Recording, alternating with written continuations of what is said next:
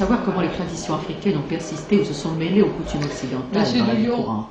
en tant que psychologue ayant étudié au Canada, est-ce que vous voulez nous parler un peu de la famille haïtienne, de sa composition, mais également de ses façons, si vous voulez, de subsister, de vivre?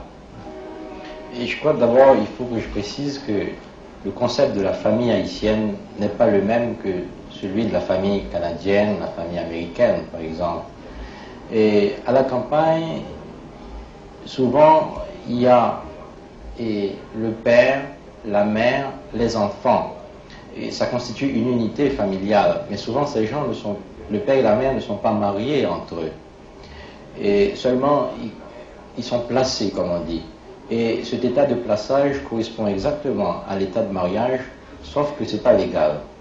Mais il y a autant de cohésion, autant d'unité dans les familles placées que dans les familles mariées. Est-ce que ces gens sont catholiques également? Et ils sont catholiques.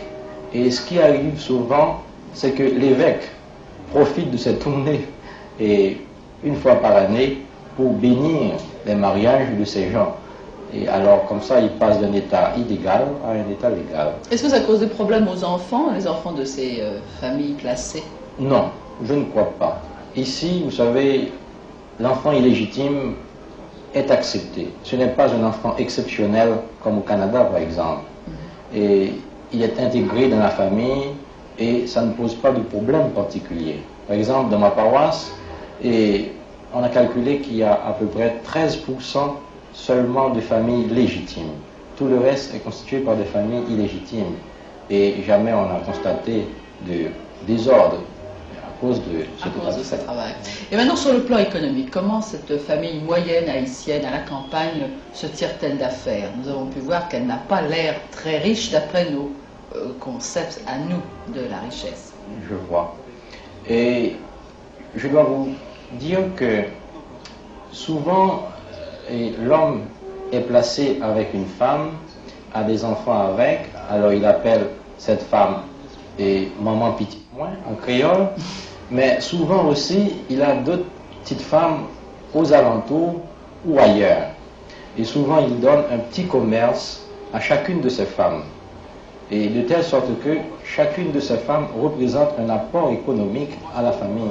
Et souvent c'est ce qui permet à la famille de subsister. C'est une façon de vivre, évidemment, qui serait peut-être difficile à envisager dans nos pays. Elle est évidemment archaïque. Mais est-ce qu'elle a créé en Haïti une sorte d'équilibre familial et économique? Est-ce que ça a été déjà une formule de bonheur? Et oui, les gens parviennent à survivre un peu comme ça, mais il faut dire que ce n'est pas tout le monde qui vit dans cet état-là, et surtout à la campagne. Oui. Il y a par exemple d'autres sources de revenus pour la famille paysanne. C'est par exemple le fait que ici nous avons ce qu'on appelle le complexe du voisin, en ce sens que la famille à la campagne, ça comprend le père, la mère, les enfants, plus les voisins. Et souvent les voisins viennent en aide à la famille, de telle sorte que la famille ne se sent pas seule devant les mauvais coups, mais il y a toujours les voisins qui peuvent lui venir en aide. Et aussi, je crois que sur le plan travail, vous avez une formule assez originale, le COMBIT, oui, oui, qui est une coopérative de travail. Une coopérative de travail. Vous savez que souvent la famille haïtienne n'a pas assez de moyens pour se payer une main-d'œuvre. Alors ce qu'elle fait appel aux voisins. Et les voisins viennent donner un coup de main un beau jour, et avec la garantie qu'il y aura une réciprocité quand les voisins à leur tour auront besoin de l'aide de cette famille. Alors cette formule haïtienne, en somme, familiale et sur le plan travail à la campagne, qu'est-ce qu'elle devient devant l'apport de nouvelles formules occidentales de vie? Est-ce qu'elle se désagrège ou est-ce qu'elle peut résister? Non. Jusqu'à présent, la famille haïtienne est très bien intégrée. Et souvent, avec ses moyens, ces ressources dont je viens de vous parler, et on a l'impression qu'il y a un certain état d'euphorie dans la famille.